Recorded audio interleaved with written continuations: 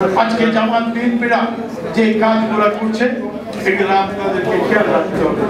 আর সাংবাদিক বন্ধুরা, আপনারা সেদিন আমাদের জাতির জনক বঙ্গবন্ধু কন্যা আমাদের মাননীয় প্রধানমন্ত্রী বিদেশ সফর করে ওনার গণভবনে যে সাংবাদিক সম্মেলন করেছিলেন, আপনারা সেখানে ছিলেন। আপনারা শুনেছেন, দেখেছেন আমাদের মাননীয় প্রধানমন্ত্রী বক্তব্য দিচ্ছেন। সেই বক্তব্যকে টুইস্ট করে তারা যে কাজগুলা করছেন এই কাজের ভিতর দিয়ে আমাদের বক্তব্য আছে। গতকাল আমরা কয়েকজনকে হারিয়েছি, তাই আজকে আমরা রুখে দাঁড়াতে চাই। তাই মুক্তিযোদ্ধা সমন্বয় কমিটি, আমাদের মুক্তিযোদ্ধা শ্রমিক কর্মচারী পেশাজীবী সমন্বয় পরিষদ আমরা রুখে দাঁড়াতে চাই। সেই কারণে আপনাদের কাছে আজকে এসেছি। যতদিন পর্যন্ত না এই জামাত বিএনপি আমরা নির্মূল করতে পারবো ততদিন পর্যন্ত আমরা রাস্তা ছাড়বো না, আমরা আন্দোলন সংগ্রামে রাস্তায় নামবো।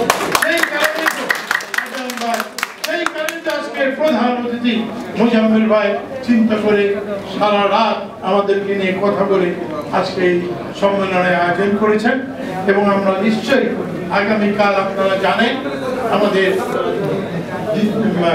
ইয়ের সামনে, আমাদের এই অফিসের পিছনে বাইতুল মুকাররমের সামনে, দক্ষিণ গেটের সামনে আমরা বক্তব্য রাখবো। তা আমি সমাবেশ হবে, সেখানে আমাদের নেতৃবৃন্দরা বক্তব্য রাখবেন। তাই আমি বলি যে আপনারা যারা বঙ্গবন্ধু সৈনিক, আপনারা যারা মুক্তিযোদ্ধা, আপনাদেরকে কঠোরভাবে এই দায়িত্বগুলো পালন করতে হবে।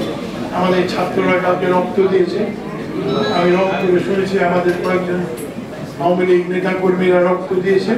এই রক্ত যাতে বৃথা না যায়, সেই কারণে যদি আমাদের সবাইকে রক্ত দিয়ে সেই অভিষ্ট লক্ষ্যে পৌঁছতে হয়, আমরা রাজি আছি। আপনারা সংগঠিত হন, আমরা সবাই মিলে একসাথে কাজ করব। আমি আমার আজ কথা না বাড়িয়ে আমি আমার কথা শেষ করতে চাই।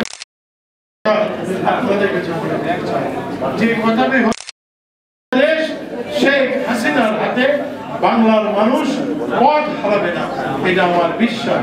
এই আশাবাদ ব্যক্ত করে আপনাদের সবাইকে সালাম জানিয়ে আমার কথা শেষ করলাম। জয় বাংলা, জয় বঙ্গবন্ধু।